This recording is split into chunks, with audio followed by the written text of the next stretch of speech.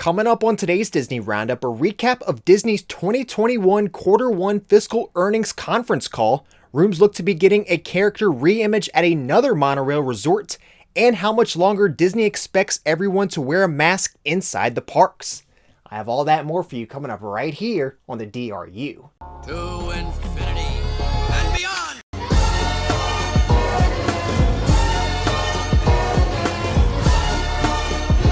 I'm in the mood to help you, dude. You ain't never had a friend like me. Hey everyone, Jeff here, and welcome to the Disney Roundup, where I bring you up to date with all of the latest Disney and Disney Parks news each and every single week.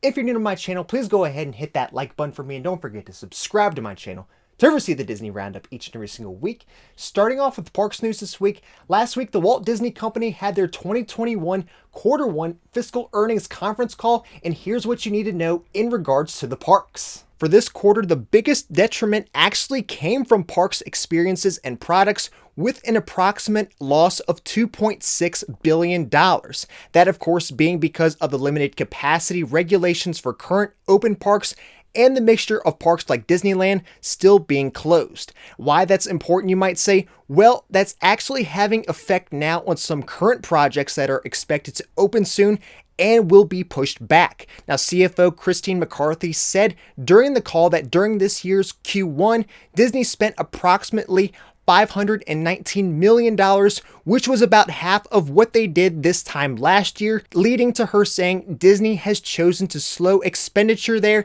and increase on the media side, which really isn't too surprising, as just last year, Disney announced that they are now more focused on streaming. In the call, CEO Bob Chapek mentioned upcoming projects such as Remy's Ratatouille Adventure, Guardians of the Galaxy Cosmic Rewind, Harmonious, and the Star Wars Galactic Starcruiser Hotel, but did not announce any release dates for these or give a projected time frame of opening. Tron Light Cycle Run Coaster was the only big name project that was not mentioned in the mix. So as far as any new major projects coming to the parks anytime in the next 5 years does seem uncertain. For instance, if anything will soon take over the building that Stitch's Great Escape was in, or even the Princess and the Frog overlay of Splash Mountain, if that will happen anytime soon as well.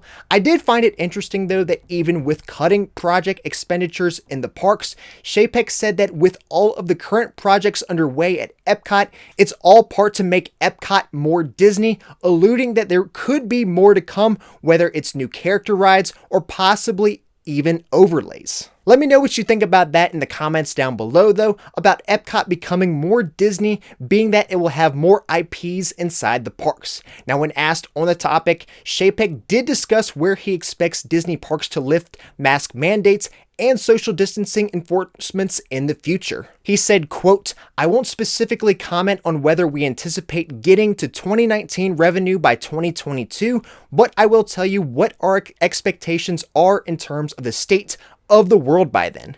We have no doubt, and when we reopen in parks that were closed or increase the capacity, that will have some level of social distancing and mask wearing for the remainder of this year, being 2021. He also commented if everyone is vaccinated by April of this year, that he said, quote, "That could accelerate our expectations and give people the confidence they need to come back to the parks. Will there be an overlap until we know what we have heard immunity? Sure there will. But do we believe we'll be in the same state of 6 feet social distancing and mask wearing in 22? Absolutely not. All guests at Walt Disney World ages 2 and up are required to wear a mask at all times unless actively eating or drinking, and socially distance from others, even if you have received the COVID vaccine."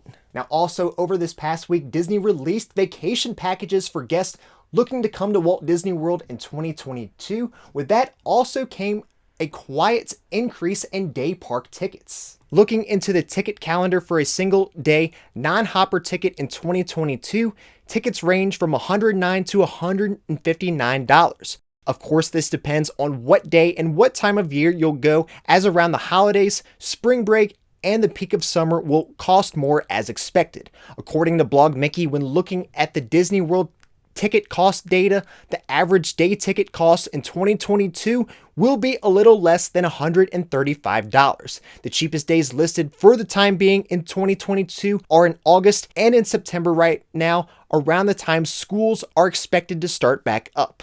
In addition, with ticket markup for 2022, Disney has also added theme park pass reservation dates for all of 2022 and also a few weeks into 2023.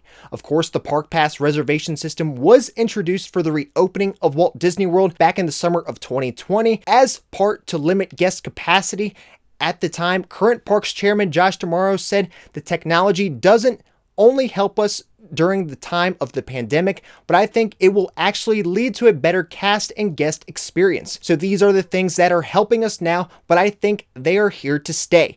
And from the way it looks, he may be right even when we're past the pandemic. Now on to outside the parks news, with construction still underway at the Polynesian Resort, reimaging some of its rooms to Moana-themed rooms, another Disney World monorail resort could be receiving character-themed rooms. Disney has officially announced that starting April in 2021, Disney's Contemporary Resort will begin a refurbishment to reimagine guest rooms. While some main tower rooms will be unavailable during the refurbishment, most resort areas and amenities will still be available for guests to enjoy. Now, back in 2019, it was rumored that an Incredibles overlay could be coming to the resort, but it was never confirmed by Disney. 2 Incredibles test rooms were spotted at the Contemporary some time ago though, but were never available to stay in. As always, be sure you're subscribed and stay tuned though, and I'll keep you posted on all the changes coming to the Contemporary. Also, let me know in the comments what you think about Disney including the Incredibles IP in that resort.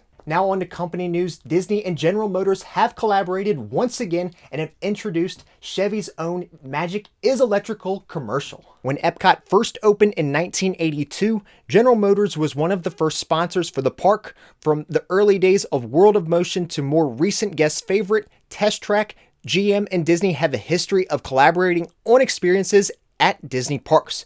Now Disney has met the creative energy of Chevrolet in Chevy's latest Magic is Electric commercial, promoting the new 2022 Bolt EUV. The spot features characters from Walt Disney World, including Dumbo, the Hitchhiking Ghost, Figment, and others. And if you want to watch the full commercial spot and see the behind the scenes content from the filming at Walt Disney World, I will leave links to those in the description down below. I'm wondering too, since minivans have yet to return to Walt Disney World as it's still listed temporarily unavailable, it was never given a return date if these new Chevy Bolts will be replacing them. I could very well see that if Disney had a deal to promote the new Chevy vehicles, they could bring back the minivan service with the Bolts. Then, of course, it would work out for Chevy as well. If guests see them and like the ride they take, that could lead to one being purchased. The fact also that this is themed around Walt Disney World and shows the new 50th anniversary entrance gate makes me think we could see more of these around property this year as well. Let me know what you think about that in the comments down below though. Alright everyone, well that's all I have for this week's episode of the Disney Roundup. If you enjoyed it, please make sure to hit that like button for me and don't forget to subscribe to my channel to receive the Disney Roundup each and every single week. That's all I have for you this week. Until next time, we'll see you on the DRU.